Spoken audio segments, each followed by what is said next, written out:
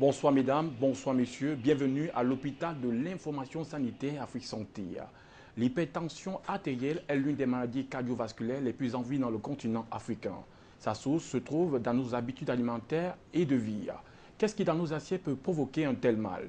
Qu'est-ce qui dans nos us et coutumes peut amener à un tel désagrément? On va le savoir au cours de cette émission. C'est ça en compagnie de nos experts. Permettez-moi, mesdames et messieurs, de vous présenter le comité L'Instant de réflexion pour les maladies africaines en trouvant des solutions africaines aux problèmes africains. Bonsoir, monsieur André Wakwa, et bienvenue sur nos plateaux. Bonsoir Ulrich, bonsoir Afrique Média, bonsoir Afrique, bonsoir le monde. Et surtout, bonsoir à tous les millions de téléspectateurs et actrices qui vous regardent chaque ce soir. Monsieur André Wakwa, bienvenue encore. Monsieur Péchi, détenteur de deux brevets au API, vous parlez de l'hépatite comme tout le monde pourrait parler la langue française si on parle des pays francophones. L'hépatite trop et le diabète trop pour parler du diabète. Monsieur Péchi, vous êtes chercheur en plan médicinal, 10 ans au Gabon. Vous avez voulu faire profiter de votre savoir en mots et en actes parce que vous traitez aussi des maladies et le public panafricain vous regarde en ce moment et attend un mot de votre part. Oui, bonsoir monsieur. Bonsoir aux téléspectateurs d'Afrique Média. Bonsoir l'Afrique, bonsoir le monde. Je suis chercheur en pharmacopée et médecine traditionnelle. Nous qui sommes sur le plateau allons, n'est-ce pas, à partir du savoir-faire africain, n'est-ce pas, valoriser cette médecine des plantes dont nous sommes donnés, n'est-ce pas, le privilège d'en faire. Alors, pour clôturer, mais peut-être pas pour clôturer, parce qu'il y a encore une surprise que je présenterai au cours de cette émission. Mais M. Ndjou Messi est à l'art de se spécialiser dans les maladies lourdes. Tout ce que les gens font, lui le fait et les autres ne peuvent pas le faire parce que les maladies lourdes, je vais vous parler du cancer du cerveau. Vous nous avez parlé d'un cas ici. Quand tous les téléspectateurs m'abordent, ils parlent de ce cas cancer du cerveau, mais qui l'a fait? Vous l'avez en figure et en image. M. Ndjou Messi, vous êtes naturopathe, vous êtes chercheur pour les maladies lourdes. Un mot à l'Afrique, un mot au continent. Je dis d'abord bonsoir à tous les panélistes, bonsoir à tous les panafricains, bonsoir au monde, bonsoir à ma famille, à tous mes gosses. Bon, ceci dit, en ce qui concerne mes recherches, j'ai choisi d'aller dans les cas incurables pour trouver une solution enfin sur cette situation. C'est ça qui était toujours ma préoccupation, mais néanmoins on essaye d'aider les gens dans d'autres petits cas. En tout cas, ce n'est pas une aide les plus négligeables, parce qu'on parle de maladies lourdes, on parle vraiment aussi d'un apport assez conséquent pour pouvoir y remédier. Voilà le panel présenté, chers téléspectateurs, téléspectatrices. Vous êtes des milliers à regarder. Nous allons en image présenter l'hypertension artérielle vue de l'autre côté.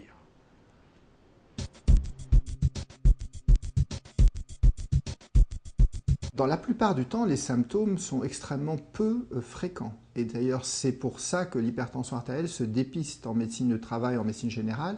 Et c'est toute la différence qu'il peut y avoir entre un système de soins de qualité, comme on peut avoir en France, qui permet de dépister très tôt les hypertendus sans symptômes, par rapport à des systèmes plus défaillants ou moins efficients, où on attend que l'hypertendu soit compliqué, ou présente une complication, pour le dépister, le détecter, le traiter.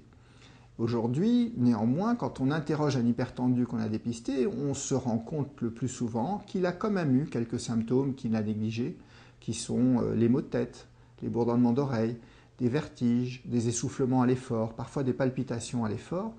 Tous ces symptômes doivent orienter vers la détection de chiffres tensionnels élevés au repos et donc la mesure de la pression artérielle. Les complications qu'il faut rechercher au moins à l'interrogatoire quand on est hypertendu, c'est les complications les signes des complications. Ce sont effectivement des troubles neurologiques qui auraient pu être passés inaperçus ou négligés, une maladresse d'un bras très transitoire, la perte de la vision d'un œil de manière transitoire, l'impression de ne pas pouvoir articuler de manière transitoire, les douleurs dans la poitrine qui doivent effectivement évoquer une insuffisance coronarienne, donc une espèce de poids qui surviendrait au milieu de la poitrine, en particulier au froid, lors de la marche en montée, des choses comme ça, des crampes dans les mollets quand on marche. Ça doit faire évoquer effectivement une artérie des membres inférieurs. Les maladies rénales sont malheureusement extrêmement sournoises et c'est que les examens biologiques faits par des prises de sang qui permettent par le calcul du taux de créatinine qui permettent de connaître la réalité de la fonction des reins.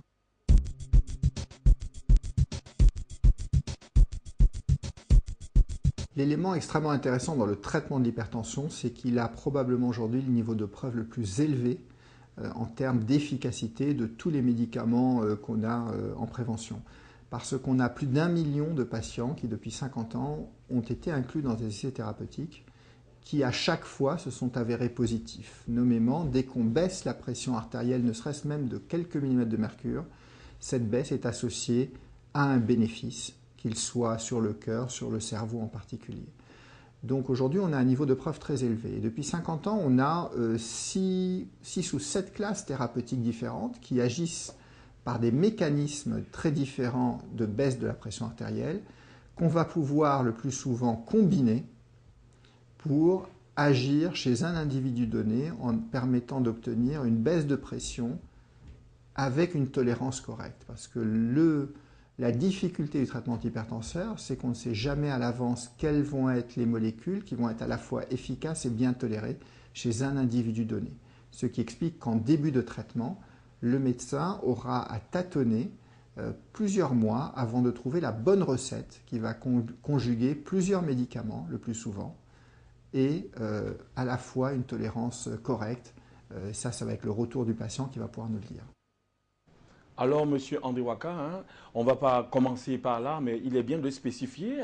Voilà un médecin lorsqu'il parle du traitement des maladies cardiovasculaires, plus particulièrement l'hypertension, il parle de tâtonnement. Il faut tâtonner pour trouver la bonne recette. J'ai l'impression que je me trouve dans la cuisine de ma maman. Pour une maladie aussi grave, il faut tâtonner avec les hypertenseurs qui sont ici, sont des médicaments pour pouvoir au moins trouver la solution ou le soulagement à la maladie. C'est un cas qu'il faut retenir pour le traitement. On en aura besoin pour pouvoir en parler. Dès le départ, il faut poser les jalons. On veut savoir comment définir, quelle définition apporter à l'hypertension artérielle selon vous, M. André Waka. Lorsque vous parlez de tâtonnement, la médecine est liée sur le tâtonnement. Il n'y a pas de base réelle sur la médecine. La médecine, c'est... On tâtonne. Lorsque vous me parlez de définition, quelle définition voulez-vous que je vous donne, monsieur Ulrich? Parce que la science, la définition que la science nous donne de l'hypertension aujourd'hui est exactement la définition de la conséquence de ce mal, qui est la tension artérielle. Parce qu'en réalité, comment est-ce qu'on peut découvrir? On a le nom même de l'hypertension.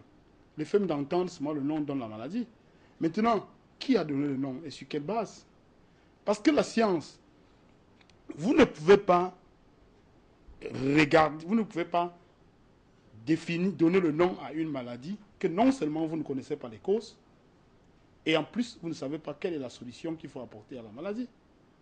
L'hypertension aujourd'hui, en réalité, c'est quoi? Il faut que les gens savent de quoi ils souffrent. C'est quoi? C'est que l'hypertension, c'est la maladie des artères. Il ne faut pas le confondre à l'AVC. L'AVC est la maladie des veines. Parce que, regardez comment ça se passe. Le sang, vous mangez de la nourriture au niveau de l'intestin grêle. Le sang prend les nutriments pour aller vers les différents organes. Vers les différents organes. Lorsqu'il a fini de donner aux organes, le sang reprend les déchets pour ressortir vers les artères. Mais qu'est-ce qui se passe? Si vous lavez les assiettes dans un seau, régulièrement, lorsque vous avez versé l'eau des assiettes, vous allez constater qu'au bout du seau, s'est déposé une couche d'huile. Mais si vous ne lavez pas le seau et vous continuez régulièrement à utiliser le seau, à un moment donné, ça va former des globes. Et ces globes vont réduire la capacité du seau. C'est la même chose qui se passe puisque dans les artères, c'est le drainage des déchets vers le rein. Et là, les dépôts de déchets se déposent dans les couloirs. À un moment donné, forment des globes et réduisent le passage du sang. Et qu'est-ce qui se passe quand on parle d'hypertension? Le cœur étant l'appareil qui pompe le sang dans le corps. Maintenant, le cœur a de la peine à pomper le sang, puisque les passages sont réduits, et produit beaucoup de force. Sans oublier que le cœur lui-même est un muscle. Le cœur étant un muscle, vous savez, si vous faites beaucoup de sport, le muscle va gonfler. À un moment donné, le muscle prend le volume, puisque étant le cœur. Et là, c'est aussi un autre problème. Voilà les conséquences. Mais monsieur André Ouakkara, c'est exactement, je peux faire le rapprochement avec la définition scientifique. Je vois que vous êtes dans la même lancée que la médecine conventionnelle. Mais en fait, de façon simple, l'hypertension, c'est la réduction des veines par les déchets. Ah ben, simplement dit, c'est cela. Non, c'est pour ça que je dis que la définition qu'il nous donne est la définition de la conséquence et non de la cause. Parce qu'une définition doit être liée à la cause. Et selon vous, quelle définition pouvez-vous attribuer à l'hypertension? Je dis bien que l'hypertension est la réduction des artères pour permettre au sang de passer et alors oblige le cœur à produire plus d'efforts. Là, sur cette base-là, facilement aussi... Et là, parce que je vais vous expliquer. En 1957, la médecine occidentale se rassemble pour coder l'écriture médicale. Parce qu'ils ne voudraient pas que les gens comprennent. Comment vous pouvez soigner quelqu'un qui ne comprend pas de quoi il souffre? Vous êtes là, vous lui mettez dans l'incertitude. Et lorsqu'il est dans l'incertitude, il doit produire les acides. Puisque si vous ne comprenez pas ce qui se passe dans votre corps, étant dans l'incertitude, vous avez peur. Et quand vous avez peur, vous stressez. Quand vous stressez, vous faites monter l'adrénaline, le cortisol, qui rend votre pH acide et continue à vous mettre dans les difficultés. Donc il faudrait que les malades comprennent de quoi ils souffrent. Exactement, puisqu'en réalité, toutes les maladies ne sont que des simples dysfonctionnements du corps, que le corps vous demande de lui apporter un léger secours pour réparer. On code bien ici toute l'Afrique et comprendre vraiment un langage médical très facile, comme vous l'avez si bien fait, ce que c'est que l'hypertension et surtout comment y remédier. Monsieur, on continue le tout table avec Monsieur Péchy. Monsieur Péchy, comment concevoir, appréhender la définition de l'hypertension artérielle? On peut définir l'hypertension artérielle comme étant une maladie de mauvaise circulation sanguine caractérisée par un trouble du métabolisme des lipides et des protéines. Je prends un exemple du trouble du métabolisme des lipides. Bon, les aliments trop gras que nous consommons de façon répétée et prolongée, à la longue, engraissent le sang. Cet engraissement va entraîner un taux de cholestérol sanguin élevé. Le taux de cholestérol sanguin élevé va à son tour combattre l'oxygène de l'organisme. Or, nous savons que l'oxygène de l'organisme fait vivre les tissus, les organes et les cellules. Alors, maintenant, qu'est-ce qui va se passer? Bon, on va constater que déjà, quand l'organisme n'est-ce pas, quand il n'y a plus l'oxygène dans l'organisme, bon, par la suite, il y aura formation de certaines toxines telles que les acides gras, les acides uriques, les acides lactiques, les acides carboniques, la formation de chaos sanguin dans les vaisseaux, la formation de thromboses veineuses. Alors, toutes ces toxines, n'est-ce pas, vont encombrer le vaisseau sanguin et puis empêcher le sang de circuler pour aller nourrir les organes. Qu'est-ce qu'on a comme conséquence? Alors, à ce moment précis... Monsieur Péchy, je vous sais vraiment très fourni sur ce domaine. On va aller étape à étape. Nous sommes sur les définitions. Oui. Vous permettez, il y aura le temps pour les causes et les conséquences. Monsieur Péchy, ce que on peut retenir, le citoyen moyen de votre intervention, c'est que vous avez parlé du cholestérol. Ici, en langage médical facile, on peut parler de graisse. On peut parler de graisse. Oui. Lorsque l'être humain consomme de manière excessive, exagérée de cholestérol, donc de la graisse dans ses aliments, il arrive que bis repetita, au fur et à mesure, il y a des dépôts graisseux au niveau des artères ici qui sont des conduits par lesquels le sang circule. Au fur et à mesure, les artères n'ont plus la même dimension, donc se rétrécissent du fait de ces dépôts graisseux et on arrive à avoir des maladies telles que vous avez parlé des caillots de sang, on parle de la thrombose, on peut parler aussi les artéromes, les artéromes, c'est ces couches graisseuses-là. On peut parler d'athérosclérose. Monsieur Noumessi, c'est à vous de nous donner votre conception de ce qu'on pourrait définir, on pourrait entendre par hypertension artérielle. Bon, je ne peux pas me répéter sur tout ce que les autres ont dit, mais je vais ajouter simplement une chose. Pour moi, j'ai toujours considéré l'hypertension artérielle comme la maladie des personnes qui ont des comportements, qui ont des énervements prolongés. Ça veut dire quelqu'un qui s'énerve et reste sur cette position pendant longtemps. Il favorise la dégradation de son corps intérieur. Alors, bon, ce qui fait que tous les déchets dont nous parlons, par rapport à l'alimentation, le sang se trouve entièrement en difficulté parce qu'il transporte des choses lourdes. Bon, l'explication ne peut pas rester, mais je sais simplement que quand vous voyez quelqu'un qui parle, qui n'arrête pas, et quand il a un problème, il parle, il monte son adrénaline, ce qui favorise facilement cette histoire d'hypertension. Mais celui par contre, puisqu'on pourra débattre ça plus tard, celui par contre qui est découragé de plein de choses, parfois, au lieu d'avoir l'hypertension, la peur lui pousse à avoir l'hypo. Donc pour moi, c'est l'énervement prolongé des personnes qui sont très intolérantes. Des personnes qui n'arrivent pas à maîtriser la colère. Hein. Exactement. Alors là, on parlera dans les causes, hein, le cas typique du stress qui agit un peu comme la colère. Vous parlez à l'instant de l'adrénaline, noradrénaline, qui sont des hormones déclenchées lorsque le corps humain est confronté à des cas de stress. Voilà, nous allons, après vous, saluer et cette petite surprise.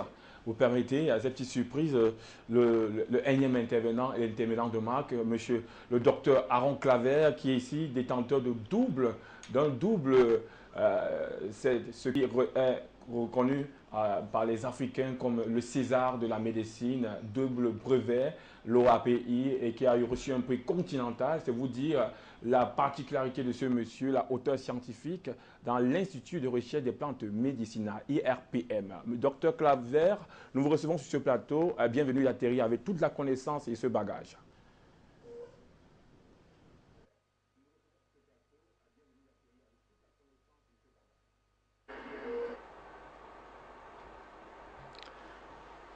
Oui, merci. Bonjour Iris, bonjour à tout le plateau central, les collègues panélistes. Je voudrais saluer particulièrement un brillant Africain au nom de Ntomokom. Il a existé dans les années 1800. J'ai eu l'honneur et la grâce de rencontrer sa fille il y a de cela quelques années. Elle avait 100 ans, cette grand-mère à l'époque. Alors, c'était un chirurgien de classe exceptionnelle. Et comment est-ce qu'il faisait sa chirurgie? Après avoir fait son opération, et il utilisait plutôt les fourmis maniants pour faire sa suture. Donc, pour dire que l'Afrique a des génies depuis la nuit des temps, je salue ce personnage vraiment remarquable et je salue tous les personnages qui ont vécu à son époque parce que l'Afrique n'a pas commencé aujourd'hui ou hier pour démontrer que depuis la nuit des temps, il y a des solutions pour les cas de santé, quels qu'ils soient. Docteur Aaron, on va entamer les causes avec vous. On parle du sel, nos habitudes alimentaires. Le sel est très souvent lié à une hausse de la pression artérielle. Comment concevoir que ce sel, cet aliment qu'on utilise dans nos alimentations, dans nos cuisines et qui se retrouve dans presque tous les denrées alimentaires puisse constituer un obstacle ou bien une cause de la pression artérielle assez élevée, d'où l'hypertension?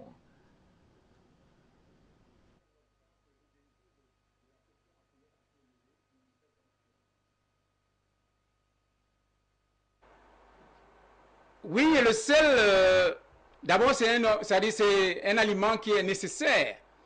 Parce que quand un organisme n'a pas le sel, il est vraiment un peu pâle. Et puis, généralement, le corps ne peut pas bien fonctionner sur certains aspects. C'est vrai, le sel est un aliment vraiment nécessaire pour notre bon fonctionnement.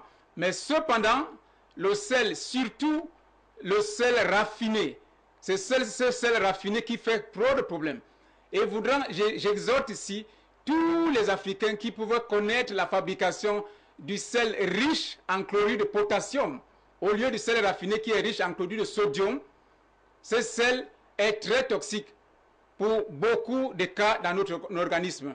Parce que ce sel, y compris celui que nos femmes, nos mamans, nos sœurs nos tantes utilisent, qui est dans un petit paquet, et lorsqu'ils déballent ça, elles mettent ça dans la sauce illégalement salée, il est dangereux également pour nos artères, très dangereux. Ça fait que ce sel, par exemple, si je parle au niveau de l'irrigation du cerveau, ce sel a des problèmes au niveau des artères carotides, au niveau les artères qui irriguent le sang au niveau du cerveau. Ce sel également a des problèmes au niveau de notre cœur, sur également les artères qu'on appelle les coronnaires. Donc, ce sel aussi, au niveau du système nerveux sympathique, ce sel a vraiment beaucoup de dégâts qui fait au niveau de la musculation parce qu'il y a ce qu'on appelle l'hypersensibilité qui provoque, il y a un stimulus maintenant qui agit sur les neurones. Et à un moment donné, il y a donc maintenant les muscles squelettiques, les muscles qui sont contrôlés par le système nerveux sympathique. Et ces muscles-là commencent donc maintenant à avoir les problèmes. En passant, il y a trois genres de muscles. Il y a les muscles squelettiques, il y a les muscles lisses, il y a le muscle cardiaque. Donc, tout le comportement, surtout les muscles squelettiques, lorsque le sel a déjà eu à avoir un effet sur les neurones, à un moment donné, le fonctionnement de ces muscles, ça commence à créer problème. Donc, en fait, le sel est très dangereux, même pour les reins, parce qu'il peut créer la sténose. La sténose, c'est l'occlusion complète, c'est-à-dire l'occlusion de l'artère qui va au niveau du rein. C'est-à-dire que l'artère rénale. Donc, le sel est très dangereux pour notre organisme, mais c'est un problème de proportion et c'est un problème de qualité. Parce que généralement, lorsqu'on parle de chlorure de sodium, c'est le sodium en général qu'on trouve dans pratiquement tous les aliments que l'on consomme, surtout les aliments qu'on trouve dans les supermarchés. Et vous constatez que l'OMS demande qu'il y ait une certaine quantité que l'on peut concevoir par jour, en moyenne 5 grammes de sel de table. Mais cependant, lorsque vous mangez du pain, vous mangez du jambon, vous mangez, je ne sais pas, du saucisson, vous mangez tout ce que vous pouvez continuer dans les supermarchés et vous ajoutez la nourriture à la maison, vous allez constater que vous allez vous retrouver avec un taux de sel très élevé et qui va au-delà de la normale. Et surtout, tout ce sel, c'est du sel raffiné. Alors, j'exhorte tous les Africains qui pouvaient avoir une notion sur la composition du sel que nos ancêtres faisaient avant. Ce sel est riche en chlorure de potassium. Il est même mieux pour les artères, il est mieux pour les muscles, il est même mieux pour le cerveau. Parce que le sodium il tue les muscles, il tue le cerveau à un moment donné parce que nous ne pouvons plus bien fonctionner et bien raisonner. Et ça fait que même au niveau de la contraction musculaire, ce sel a des effets secondaires qui ne disent pas vraiment de non. Donc, je supplie que tous ceux qui utilisent le sel et qu'on fasse des efforts pour le mettre de moins en moins dans la nourriture parce qu'il a les conséquences graves, que ce soit sur le cerveau, que ce soit sur le cœur, que ce soit sur le rein, que ce soit sur la musculature, beaucoup plus sur les muscles squelettiques. Donc, je crois que c'est quelque chose qui est très dangereux pour notre organisme, surtout le sel raffiné. Merci pour cette brillante intervention, pas du tout salée, hein. C'est même sucré pour tous les téléspectateurs. En parlant de sel, la moyenne, elle doit être contenue entre 2 grammes et 6 grammes. Ça ne doit pas déborder en dessous, au-dessus, largement au-dessus de 6 grammes. On se trouve dans la zone interdite en concernant le sel. Il faut privilégier le sel en chlorure de potassium au lieu de chlorure de sodium, en abrégé chimiquement NaCl. Monsieur André Ouaka, peut-être vous avez cette possibilité de rebondir sur ce sel, hein, ce sel qui est tant décrié ici, qui écume la plupart du temps, qui est présent de manière abondante dans les supermarchés. La transformation industrielle apporte d'énormes quantités de sel que nous ingurgitons chaque jour. Avez-vous un aperçu ou alors un constat fait sur ces industries alimentaires qui commencent à piluler en Afrique par des supermarchés? Ulrich, oui, monsieur Ouaka. Je ne voudrais pas me limiter sur le sel. L'hypertension a beaucoup de causes. Et je voudrais intervenir quelque part, parce qu'il ne faudra pas que je laisse passer certaines choses. Moi, je dis que l'hypertension n'est pas un phénomène naturel. Et pourquoi? Je vais vous expliquer. Le cholestérol est un faux problème aujourd'hui dans la médecine. Si vous faites des recherches profondes, vous allez constater que le cholestérol, le mot cholestérol que les Blancs ont utilisé, c'est un faux problème pour continuer à vendre des produits pharmaceutiques. Et de deux... Comment je viendrai. Le cholestérol, il faut bien expliquer. Hein. Je vais y expliquer. L'énervement, dont mon frère a dit ici, a un effet direct sur l'hypertension. Pourquoi? Parce que lorsque vous énervez, vous produisez l'adrénaline et le cortisol. Le cortisol, donc, étant un ion plus, va démagnétiser le sang, puisque le fer qui transporte le sang est un ion négatif. Et lorsque vous avez produit l'adrénaline, c'est un ion plus. Ça démagnétise le sang et empêche donc et retarde la circulation sanguine. C'est pour ça que l'énervement n'est pas bon. Maintenant, je vais vous raconter une histoire riche. Ah oui, nous écoutons C'est votre histoire. un roi, à l'anniversaire de son fils, invita une famille de 5 enfants parmi ses invités. Alors, le plus petit des enfants fut étonné, impressionné de l'immensité du palais. Alors, il monte au premier étage, deuxième au troisième. À un moment, il se rappelle qu'il était accompagné de ses frères. Alors, il envoie sa tête entre les balustres pour voir ses frères du bas, du haut. Mais malheureusement, au moment de sortir sa tête, il ne parviendra plus. Il se met à crier terriblement. Sa mère, son père et ses frères courent apporter secours. Mais malheureusement, personne ne put le sortir de là. Alors le roi lance un mot. Laissez-le. Et il dit, mon fils, quand tu te rappelleras de comment tu as fait pour mettre ta tête de là, tu sauras comment sortir de là. Et quelques instants plus tard, la tête de l'enfant était hors du trou. Et le roi dit, mes amis, nous aurons toujours des problèmes dans nos vies. Mais la majorité des gens ne comprennent pas toujours pourquoi leur vie est un enfer. Parce que lorsqu'ils se retrouvent face aux problèmes, au lieu de chercher à savoir comment ils sont retrouvés là, ils crient, demandent secours, accusant les autres, oubliant que quel qu'en soit ce que les autres vous apportent, vous ne devenez que ce que vous vous faites vous-même. Mais en réalité, qu'est-ce qui s'est passé avec l'enfant? C'est que l'enfant étant debout, a mis sa tête en haut et est descendu. Le haut étant large, le bas étant rétréci, personne ne comprend que c'est seul lui sait où il a mis sa tête. Voilà le problème. En langage médical facile. Voilà le problème que nous vivons aujourd'hui. C'est que quelle est cette histoire où on pense que l'hypertension peut être un phénomène naturel? Non. C'est ce que nous avons causé nous-mêmes. Nous sommes tous d'accord que même dans la Bible, il était interdit de consommer par exemple la viande du porc. Elle est extrêmement acide, saturée. Nous disons tous les jours ici que le lait n'est pas bon pour la santé. Nous en consommons. Ça a un effet important parce que ça contient ce qu'on appelle une nouvelle substance très dangereuse. Vous savez, les cols, quand on colle les étiquettes de bière sur les étiquettes sur les bouteilles de bière, sont code fait avec la colle alimentaire, extrait du lait. Imaginez que ça se retrouve dans le passage. Je vous permets, hein, vous respectez la pure tradition africaine avec les histoires. Ça apporte beaucoup à cette émission. Mais revenons un peu sur le cholestérol. Le cholestérol dont nous parlons aujourd'hui. L'OMS, en 1997, nous dit que que si vous avez 240 milligrammes de cholestérol dans votre sang, c'est anormal, c'est faux. 200 grammes de cholestérol est fait pour les enfants de moins de 30 ans. À partir de 60, 40 ans, 50 ans, à 240, c'est normal. Ce n'est pas aujourd'hui. On ne peut pas nous amener tout le temps en train de réduire les chiffres sans nous définir exactement pourquoi on les réduit. Et ce n'est pas facile qu'on se retrouve à 240 millilitres de cholestérol dans le sang. Ce n'est pas facile. Il faut être un buveur d'une pour être au-delà. Donc, l'histoire du cholestérol est un faux problème. Le cholestérol n'est donc pas dangereux pour la santé? On dit que le cholestérol, de façon, ce que vous dites, le mot cholestérol est un faux problème qu'on a amené dans la médecine pour vendre les produits. Alors, donc, maintenant... Monsieur André Ouakkara, vous permettez qu'on reçoive Monsieur Julien qui appelle des États-Unis. Monsieur Julien, bonsoir.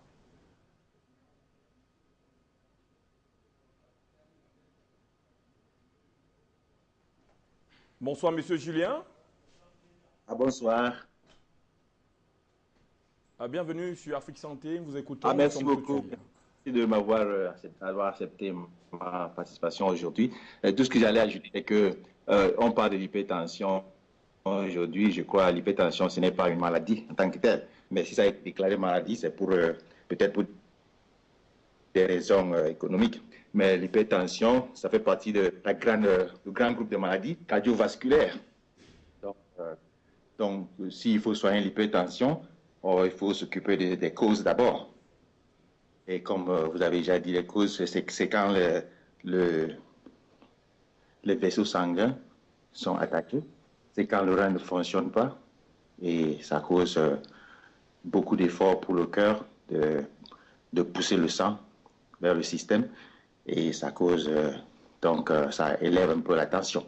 Donc, l'élévation de la tension, c'est ce qu'on appelle l'hypertension. Et ça se peut se passer en deux systèmes, parce que le cœur a deux systèmes, le système cardiovasculaire a deux systèmes. Le système dit le systémique, ça veut dire quand le sang est poussé vers le corps, et puis l'autre système pulmonaire, quand le sang est poussé vers le poumon. C'est pour ça qu'on va distinguer aussi deux grands types d'hypertension, l'hypertension pulmonaire et puis l'hypertension systémique. Donc, l'hypertension pulmonaire, c'est le même système, c'est quand il y a la résistance au niveau des poumons et le cœur a de la peine à pousser le sang vers le poumon, donc on a l'hypertension pulmonaire. Même chose avec l'hypertension systémique. Donc, ça veut dire que les causes, comme je disais, c'est de trouver ce qui empêche le cœur de circuler, le sang, pardon, de circuler normalement. Donc, c'est ça. Donc, l'hypertension, ce n'est pas une maladie en tant que telle. Ça, c'est des maladies qu'il faut d'abord attaquer. Monsieur Julien, vous faites bien de prolonger de cette manière l'édification de l'hypertension artérielle sur ce plateau. Nous notons qu'il y a deux types d'hypertension. Il y a l'hypertension pulmonaire. Dans le cas échéant, on parle de l'hypertension artérielle. Alors, monsieur André Ouaka, je ne vous ai pas coupé la parole, je vous la rends. On parlait du cholestérol. On sait bien que le cholestérol ici, monsieur Fessier a démontré comment le cholestérol pourrait nuire à la santé. Peut-être on aura aussi l'occasion de parler du tabac et l'alcool aussi, qui peuvent être des facteurs nuisibles et aggravants de l'hypertension artérielle. Je disais que les causes de l'hypertension sont nombreuses. Tout à l'heure, je parlais du lait. Le lait contient une substance appelée le mucus. Allez faire des recherches, vous savez vous devez découvrir ce que le mucus peut faire dans l'organisme de l'homme. Maintenant, nous parlons du sel. Oui, j'ai dit ici, lors d'une émission, j'ai parlé du sel, j'ai été agressé au quartier par l'un de mes confrères, ingénieur de procédés, qui a dit que comment est-ce qu'il peut dire que le sel est un acide. Moi, j'ai fait la science d'expérimentation. Je ne fais pas la science que je lis dans les livres. Prenez le sel de sodium là aujourd'hui, mettez dans une bouteille d'eau. Prenez un morceau de charbon que vous avez activé. Jetez à l'intérieur. Au bout d'un certain moment, vous allez constater que l'eau a perdu son sel. Parce que le charbon étant ion négatif va absorber le sel qui est ion positif. Si le sel de sodium est ion positif, ça veut dire que c'est un acide. Or, la présence de ce sel démagnétise le sang. Puisque le sang est le sang, le globule rouge, le fer porte le globule rouge vers les différents organes. Et alors, c'est le fer qui est le transporteur. Le fer étant un ion négatif, s'il y a la présence excessive des ions plus, le fer se démagnétise. Et là, le sang ne peut plus circuler. Monsieur André Ouaka, vous vous permettez, je vous suis généreux de donner la parole à monsieur Mbala qui nous appelle de la Norvège. Monsieur Mbala, bienvenue sur Afrique Santé. Merci d'atterrir.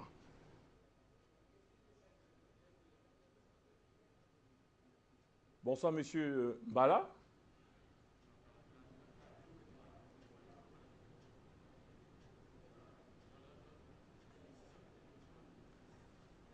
Le panéliste depuis Yaoundé a pointé quelque chose de très important. Je ne sais pas s'il est depuis Yaoundé, mais bon. Il a pointé quelque chose d'important relatif au sel et à la qualité du sel de cuisine qu'on utilise chez nous. Mais heureusement, il n'a pas dit exactement où est-ce que la ménagère doit trouver du chlorure de potassium. C'est très compliqué pour elle de savoir que chlorure de sodium ou chlorure de potassium. Vous avez bien fait de lui dire que le sel qu'on trouve sur nos marchés ou partout n'est pas celui qu'on devrait consommer en fait. Mais dites-lui où trouver du chlorure de potassium. Moi, par exemple, je ne sais pas. Moi qui ai 2 ou 3 masters, je ne sais pas ce que c'est que ce chlorure de potassium et où le trouver. S'il vous plaît, quand même. Ramenez le débat un peu au béaba. Ceux qui vous suivent ne vont pas comprendre. Dites-lui que bon, voilà, ce chlorure de potassium, on le trouve comme ça dans quel marché ou dans quelle pharmacie. Et on le mange comme ça, comme ça, comme ça. C'est très compliqué quand vous dites chlorure de potassium et autres c'est difficile. Donc voilà, merci. Docteur Aaron, qui a bien suivi le mot du berger à la bergère, nous allons vous passer la parole pour pouvoir réagir là-dessus ou trouver le chlorure de potassium. La seconde préoccupation, monsieur docteur Aaron Claver, nous voulons savoir les chiffres réels de la tension artérielle. Et faites une différence entre la tension artérielle systolique et diastolique. Comment s'y retrouver dans tous ces chiffres qu'on nous affiche une fois sortis des instances médicales ou des centres hospitaliers.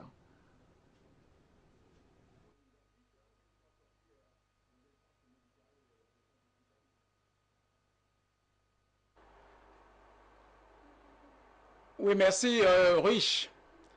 Je crois que mes collaborateurs du plateau central ont largement donné la définition de l'hypertension artérielle. Mais néanmoins, je vais juste ajouter quelques aspects. Lorsqu'on parle de l'hypertension artérielle, c'est juste l'hyperpression. C'est l'hyperpression du sang au niveau de la paroi interne, c'est-à-dire la paroi, si je peux me répéter ici, la paroi interne des artères. Bon, maintenant, comment est-ce que c'est caractérisé? Ceci est caractérisé dans le sens qu'on peut avoir ce qu'on appelle la passe. La passe, c'est la pression artérielle systolique. Généralement, on la situe à 140. Ici, chez nous, on parle de 14. Bon, maintenant, la passe, ça veut dire quoi, en fait? Lorsque le cœur, donc maintenant, le cœur, ça pompe le sang au niveau des artères du poumon. C'est ça qu'on appelle la passe. Maintenant, il y a également la pression diastolique, qui est donc maintenant la PAD. La PAD, c'est quoi? C'est la pression artérielle diastolique. Maintenant, c'est 90. Oh, chez nous, ici, c'est souvent 9. Donc, maintenant, c'est lorsque le cœur, c'est-à-dire les cavités ventriculaires du cœur, donc maintenant, se dilatent pour recevoir dans le cœur qui vient à partir des artères du poumon, des veines caves et autres. Donc, maintenant, et comment donc on peut dire que quelqu'un est devenu hypertendu? En principe, il peut avoir, lorsqu'il y a, c'est-à-dire que successivement, on vous fait prendre la pression artérielle plusieurs fois. Normalement, les études nous disent qu'à partir de probablement 3 mois, entre 3 mois et 6 mois, lorsque vous avez été suivi de manière successive et que votre pression artérielle dépasse donc les 14,9 et ça va au-delà. Mais cependant, vous ne pouvez pas, c'est un peu compliqué de dire que quelqu'un est hypertendu à une prise ou à 2 prises ou alors en 1 jour ou en 3 jours. C'est un peu compliqué. Mais maintenant, la meilleure manière voudrait que quelqu'un peut avoir un choc.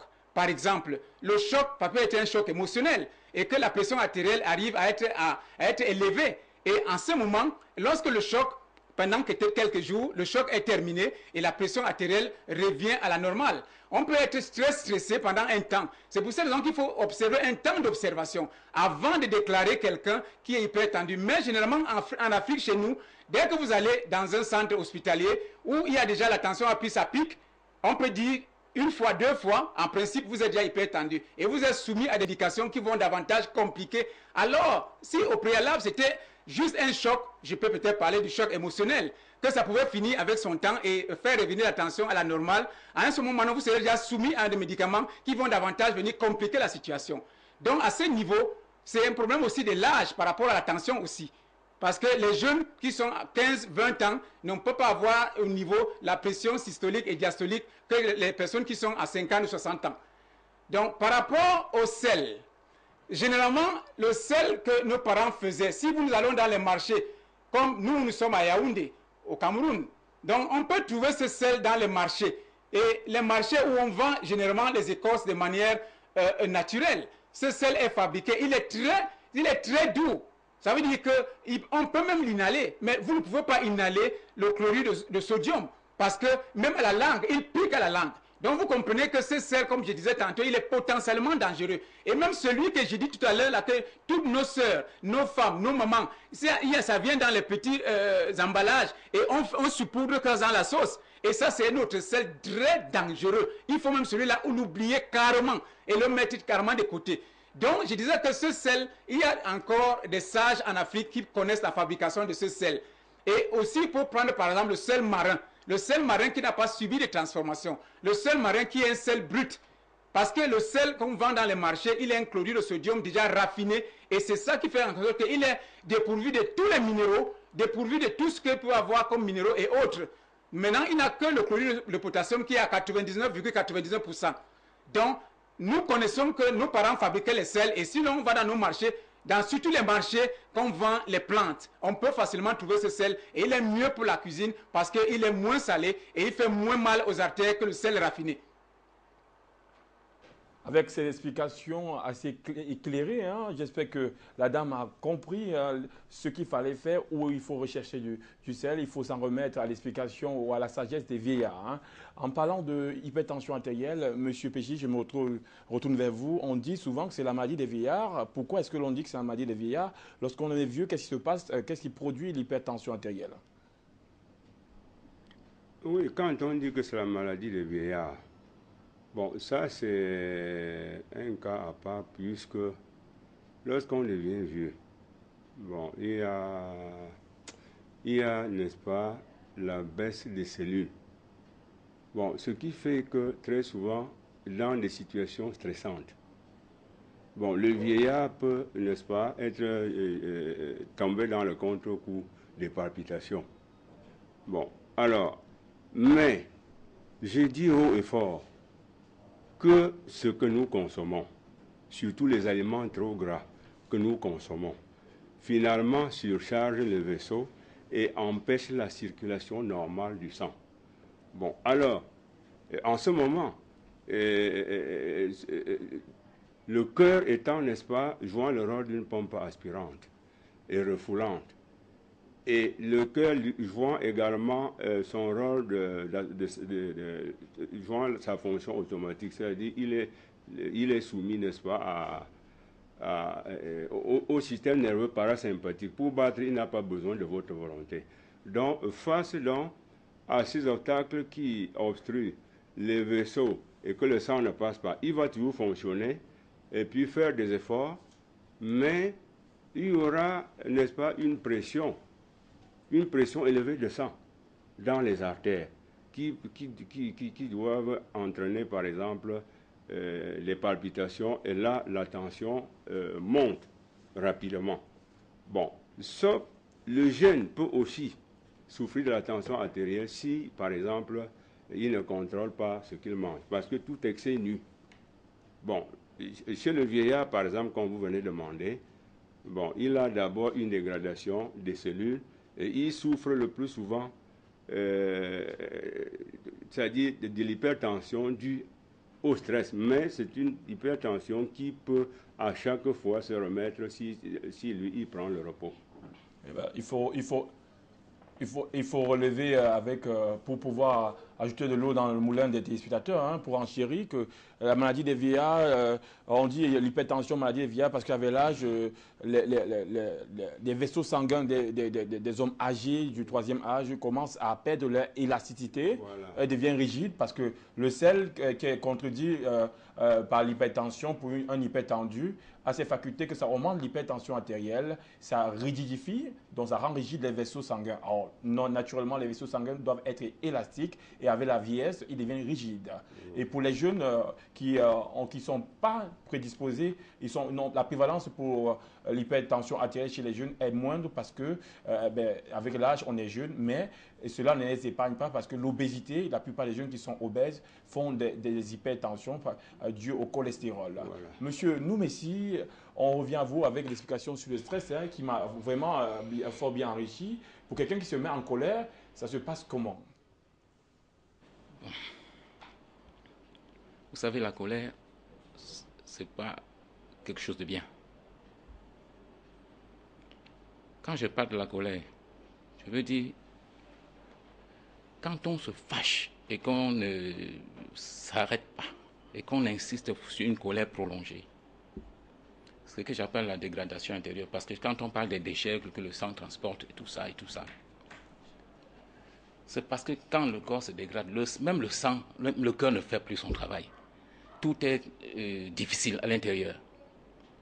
Bon, la colère, comme je passe par là pour vous donner cette explication.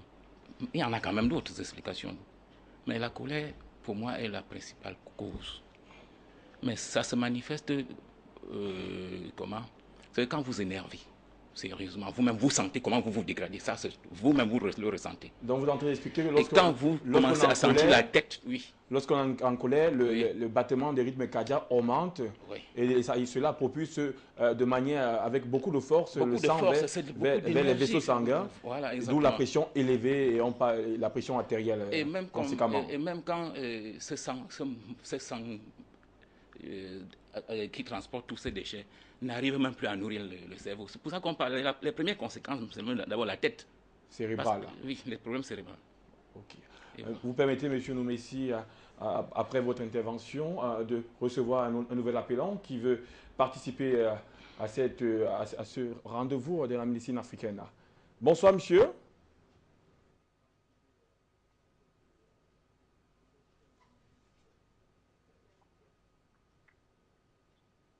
Oui.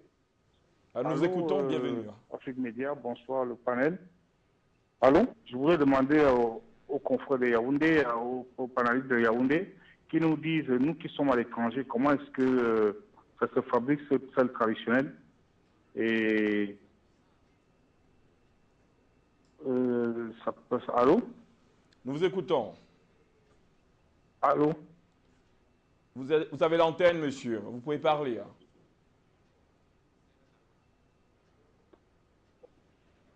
Oui. Nous vous écoutons, monsieur. Oui, donc, en fait, c'est parce que je n'ai pas le retour, je suis désolé. S'il peut nous dire comment est-ce qu'on peut avoir ce sel depuis l'étranger, comment est-ce qu'on peut avoir, ou nous donner des indices, quoi. Comment peut se fabriquer ce sel. Merci, bonsoir. Nous avons un autre appel depuis la Côte d'Ivoire. Hein. La Côte d'Ivoire, bonsoir. Allô, bonsoir, monsieur. Bienvenue, nous vous écoutons.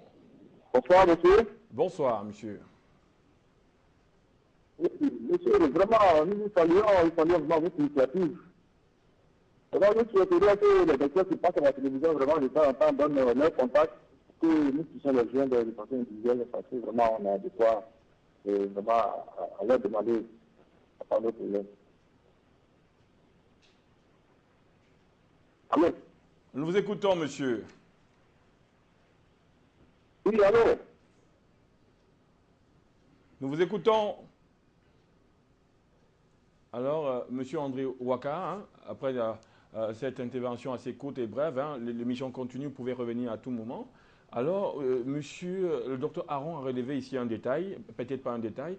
Lorsque vous arrivez dans un centre hospitalier, ça peut être la tension artérielle peut augmenter, soit à la suite d'un stress prolongé, soit juste parce que vous avez été effrayé après un deuil et tout, ou un accident. Mais les autorités sanitaires, pas tout, dans la généralité, je ne les condamne pas, ont vite fait de déclarer hypertendu. Pourtant, il faut entre 3 et 6 mois avoir 3 mesures au plus pour pouvoir parler de l'hypertension.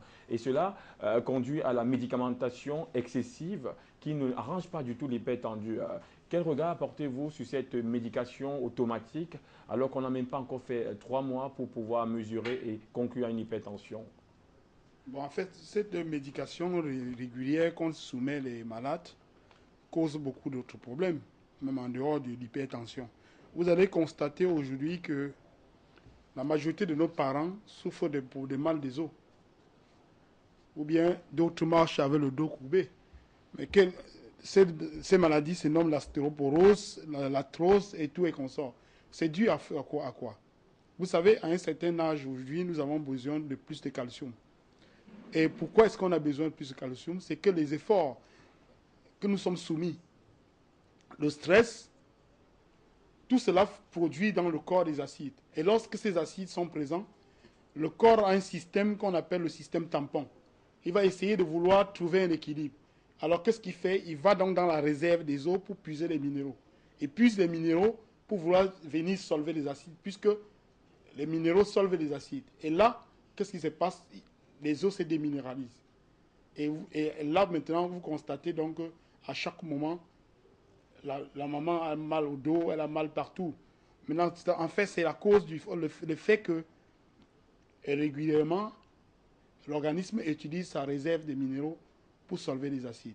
Alors, Maintenant, lorsque vous allez à l'hôpital et que, subitement, vous avez eu un choc émotionnel, qu'est-ce qui s'est passé? C'est que, lorsque vous avez un choc émotionnel, votre organisme produit, je le dis tous les jours ici, l'adrénaline, le cortisol, qui est un acide. Et ça rend donc votre pH acide et démagnétise le sang. Lorsqu'il démagnétise le sang ne peut plus circuler normalement. Et là, la pression monte. Et si on se base sur ça pour vous prescrire les médicaments, c'est une erreur grave de la médecine. Donc, il faut faire une observation profonde pour constater que réellement, ce malade a un problème au niveau des artères, comme nous avons dit tout à l'heure, puisque l'hypertension est une maladie des artères. Maladie des artères. C'est bien compris. On va naviguer vers le Burkina Faso. Burkina Faso, nous vous écoutons et bienvenue à Afrique Santé.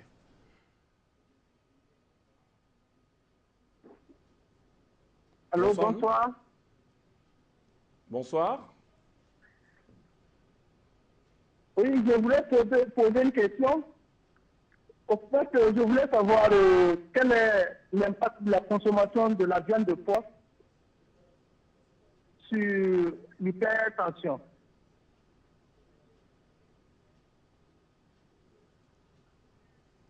On va passer la parole à M. Oumiobe de Casablanca qui attend depuis quelques minutes. Bonsoir M. Oumiobe de Casablanca, bonsoir et bienvenue. Bonsoir Afrique Média, bonsoir aux téléspectateurs, bonsoir aux chers panélistes, aux éminents panélistes. Je vous remercie de cette intervention sur l'hypertension artérielle. Je souhaite apporter ma petite contribution, ma modeste contribution sur la définition, la précision de l'hypertension artérielle. Alors, en considérant que l'appareil circulatoire est constitué d'un ensemble qui comporte le cœur, d'une part, des vaisseaux sanguins, artères et veines, et eh bien, la tension artérielle, c'est la pression du sang dans les veines, la tension artérielle, dans les artères, voilà. La pression du sang dans les artères. Alors, l'hypertension est notée lorsque cette pression a dépassé un seuil fixé. Alors, le seul moyen pour qu'on soit hypertendu est que soit le cœur accélère son battement et la pression augmente, soit que le volume, plutôt la lumière des veines à l'intérieur diminue au point que le sang se trouve comprimé, voilà, par les veines et les artères, et c'est ça qui crée une hypertension. Alors maintenant, les causes sont celles qui créent le dépôt dans les veines, ou alors celles qui provoquent une accélération des battements cardiaques. On parle des phénomènes émotionnels. L'émotion augmente le battement du cœur et le battement du cœur augmente la cadence de circulation du sang dans l'appareil circulatoire et on obtient une hypertension qui est instantanée. Il est normal que plus tard, eh bien, cette hypertension puisse être revue à la baisse parce que l'appareil circulatoire a autorégulé le système et tout reprend la normale. Alors, le dernier point sur lequel je voudrais intervenir, c'est notre ami a souvent l'habitude de parler de l'acide, de la base. Il a parfaitement raison dans l'ensemble, mais seulement il emploie des termes que les médecins n'ont pas l'habitude de comprendre. L'acide, une solution est dite acide lorsqu'elle contient plus d'ion-hydronium que d'ion-oxonium. C'est-à-dire, l'ion-hydronium, c'est le proton H+, qui a été solvaté avec une molécule d'eau. Alors, et donc, pour mesurer, le scientifique, lui, il utilise le pH. Le pH mètre, c'est lui qui nous dit qu'une solution est acide ou basique. Si la solution, si le pH est inférieur à 7, on dit qu'il est acide. Supérieur à 7, que la solution est basique. Alors, quand vous employez vos termes pour désigner l'acidité et la basicité, les autres scientifiques standards ne comprennent pas. Parce qu'ils ont d'autres éléments de mesure et de définition. Mais vous avez parfaitement raison, parce que certaines substances confèrent le caractère acide à des solutions, parce que, effectivement, lorsqu'elles interagissent au sein du milieu, il y a excès de protons H+. Monsieur Oumiobe de Casablanca, la science vous sied si bien. Merci pour votre apport conséquent à l'éclairage, à la compréhension multidimensionnelle de l'hypertension sur ce plateau. Nous allons poser la question à Dr Aaron, hein, comment est-ce que l'alcool, le tabac et peut-être éventuellement même la viande de porc peut avoir sur l'hypertension.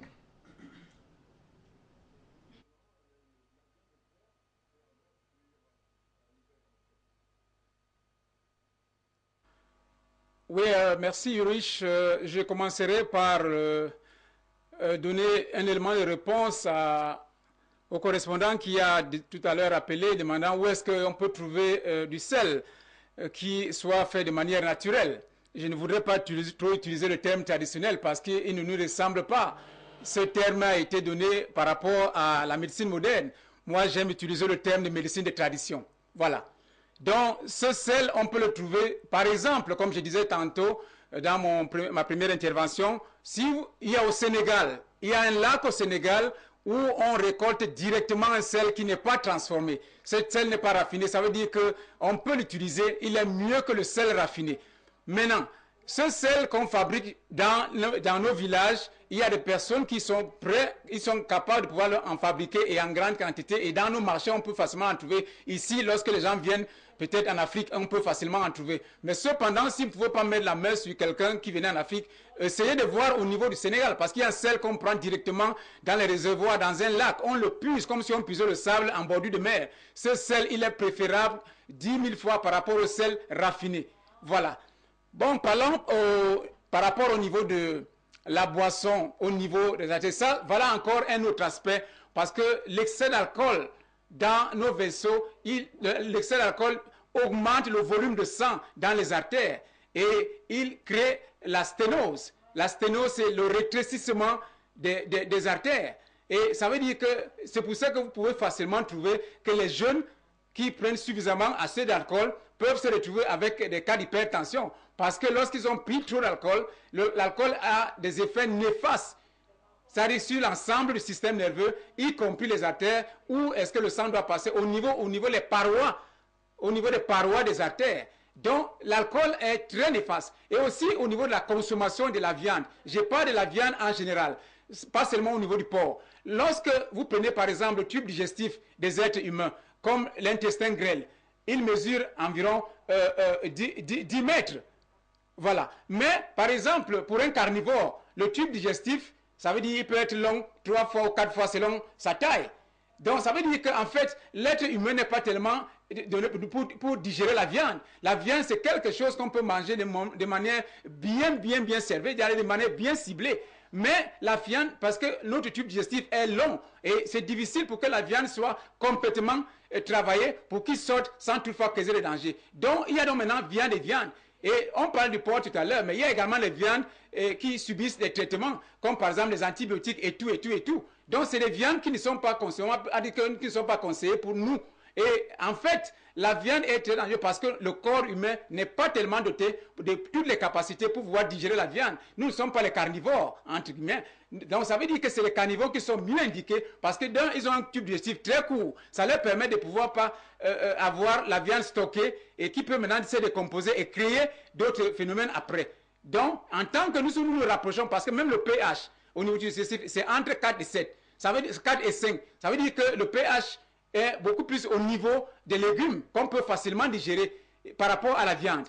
Donc, ça fait qu'il y a trop de choses, comme je disais même à mon propos préliminaire, au niveau des supermarchés, que ces plats qui ont trop de sel, l'excès d'alcool, le tabagisme qui rétrécit davantage, qui fait la sténose, ça fait en sorte que tout ça, ça peut vraiment compliquer le fonctionnement artériel, le fonctionnement du sang au niveau artériel et même au niveau des veines plus tard. Et ça fait que ça devient compliqué à la longue. Donc, je pense que par rapport au sel, je vais donner un chiffre qui a été découvert en août 2014, qu'il y a 1 600 000 personnes qui meurent chaque année à cause de la consommation du sel. Donc, en fait, c'est chacun qui doit essayer de revoir sa manière, comment est-ce qu'il faut consommer le sel et la viande et même prendre certaines boissons. Parce qu'à un moment donné, pour ceux qui boivent, il ne faut pas faire la différence entre un garçon de 30 ans qui n'a jamais bu et un garçon qui boit depuis pratiquement 20 ans. Celui qui n'a pas bu, il n'a pas quelque chose qui manque dans son corps. Bien sûr, on va vous dire que le corps a besoin de l'alcool. Mais en fait, vous voulez que qui consomme l'alcool? Ce n'est pas les animaux. Donc la science aussi doit prêter quelque chose à cette façon de comprendre. Mais réellement, l'être humain n'a pas besoin d'alcool. Docteur Aron, voilà qui est bien dit. Hein. Nous sommes à la veille de la Journée internationale du travail. Hein. À tous les passionnés consommateurs et passionnés aussi de l'hypertension, c'est à vous de voir. Monsieur Ndjoumessi, vous êtes chargé des cas lourds, comment traiter cette hypertension? Dans la médecine conventionnelle, on vous soumet aux antihypertenseurs et aux diurétiques, aux bêta-bloquants. Pour vous, qu'est-ce que vous préconisez en termes de médecine des traditions, comme le dit si bien docteur Aron Cavera? De toutes les façons, pour les traitements naturels, je sais qu'avec les plantes, on fait beaucoup de merveilles. Il y a des plantes sédatives équilibrant du tonus nerveux. Bon, moi, quand je soigne quelqu'un qui est déjà hypertendu, j'ai aussi un savon qui est utile. C'est comme une pommade. Ça, c'est un exemple que je vous dis simplement. Ce savon, quand vous lavez avec, ça vous permet même déjà de dormir. C'est-à-dire, vous pouvez commencer déjà à dormir avant de prendre des plantes pour pouvoir traiter la dégradation intérieure. Le savon permettrait au corps de repos, ça détend. Baisse. Voilà, ça détend. Là, si quelqu'un qui a ce problème entre chez moi, de toutes les façons, le lendemain, il commence à dormir la première nuit. La première nuit, grâce au savon. Grâce au savon. C'est une première piste. Monsieur Péchi, je m'en remets à vous. Hein, avec les solutions, les traitements, c'est lesquels? Les solutions de traitement parmi les plantes médicinales, il y a des plantes collago, il y a des plantes lipotropes, il y a des plantes qui sont là rien que pour neutraliser, par exemple, les... Mais dans votre cabinet, qu'est-ce que vous pouvez prescrire? Bon, disons que j'ai des plantes que, à partir de décoctions, je traite dans cette hypertension. À partir de décoctions. Ouais. Vous gardez tout le mystère, le secret. Hein? C'est aussi ça la tradition. Monsieur André Ouaka, vous êtes passé maître dans l'art de l'acido-basique. Comment s'en sortir avec l'hypertension de manière acido-basique? De manière claire aujourd'hui et riche, vous allez constater que beaucoup de traitements échouent. Que ce soit naturel ou bien à l'hôpital, justement parce que lorsque vous traitez un malade et que vous lui laissez consommer les mêmes aliments qui ont causé le mal, vous ne pouvez pas arriver au bout parce que vous opposez deux forces. Premièrement, qu'est-ce que je fais? Je prive le malade de tout ce qui peut produire des graisses saturées. Deuxièmement, des aliments exagérément sucrés. Troisièmement, des aliments qui contiennent du mucus. Vous pouvez chercher, vous comprenez, vous allez connaître tous ces aliments-là. Et de deux, je prescris aux malades de consommer beaucoup d'eau. Pourquoi l'eau? Beaucoup d'eau. Parce que lorsque les déchets arrivent dans votre corps, ils prennent 3 jours pour se cristalliser. Si avant 3 jours, vous avez bu correctement de l'eau, l'eau aurait pu éliminer la majorité. Deuxièmement, je conseille aux malades de consommer des aliments hautement riches en minéraux, des aliments hautement alcalines. Donc, nous sommes allés un peu plus loin où ces aliments n'ont pas été cultivés aux engrais chimiques. Les aliments alcalins, l'exemple de... L'exemple, feuilles de baobab, feuilles de moringa et consorts. Donc, troisièmement, nous conseillons aux malades de faire au moins, ne serait-ce qu'un jeûne, au moins 2 jeûnes par mois. Pourquoi? Parce que lorsque vous mangez la nourriture, par exemple, à 8 heures le matin, pour qu'elle se digère, jusqu'à se reposer, il faut au minimum 8 heures de temps. Alors, vous allez constater qu'avant 8 heures de temps, vous avez encore mangé. Avant le soir, avant 8 heures de temps encore, vous avez encore mangé. Ça suppose que votre organisme ne se repose jamais. Le métabolisme est constamment dans le travail. Alors, lorsque vous faites un jeûne, n'est-ce pas? Un régime ou un jeûne? Un jeûne d'une journée, par exemple. Vous buvez rien que de l'eau. Qu'est-ce qui se passe? Votre organisme entre au repos. Le métabolisme entre au repos. Et lorsqu'il entre au repos, l'organisme se concentre dans les tissus pour éliminer les acides dans le sang. Si vous faites des jeûnes, vous allez constater que le soir, vous allez pisser très jaune. Parce que le corps s'est concentré sur autre chose pour éliminer les déchets. Donc, les tissus libèrent les acides dans le sang et le sang renvoie dans les reins et le rein élimine. Donc, l'être humain doit faire au minimum 2 jeûnes par mois. 2 jeûnes par mois. Deuxièmement, nous soumettons le malade au sport. Et le sport, c'est quoi? C'est la marche à pied. Surtout la marche à pied. Pourquoi? Parce que toutes les parties du corps de l'homme sont représentées sur sa plante du pied par le nerf spécifique. Vous pouvez toucher toutes les parties du corps de l'homme à partir de la plante du pied. Deuxième et dernière chose, nous demandons aux malades d'aller par moment prendre de l'air dans des endroits aérés. Et surtout en marchant pieds nus. Parce que Dieu nous a créés en connexion avec la terre et nous avons rompu ces connexions. Lorsque vous mettez les malades sur ces différentes étapes, la guérison devient facile. Exactement. Là, marcher pieds nus, c'est la toute nouveauté. Hein, dans les, là, vous vous connectez avec le cosmos, puisque vous avez rompu cette connexion il y a depuis des années. En quelques minutes seulement, il y a beaucoup de réparations dans le corps. De toute façon, concernant 2 jours de jeûne par mois, ce n'est pas les pasteurs qui vous contrediront. Hein. Tant court très vite Afrique Santé. Heureusement que cela ne nous met pas dans la pression matérielle. Hein. Nous continuons à assumer cette émission et nous allons se faire avec vous et toujours avec vous. Le temps pour moi de remercier le docteur Aaron Claver de l'autre côté qui assure pleinement son rôle et qui apporte beaucoup à l'Afrique à travers ses interventions.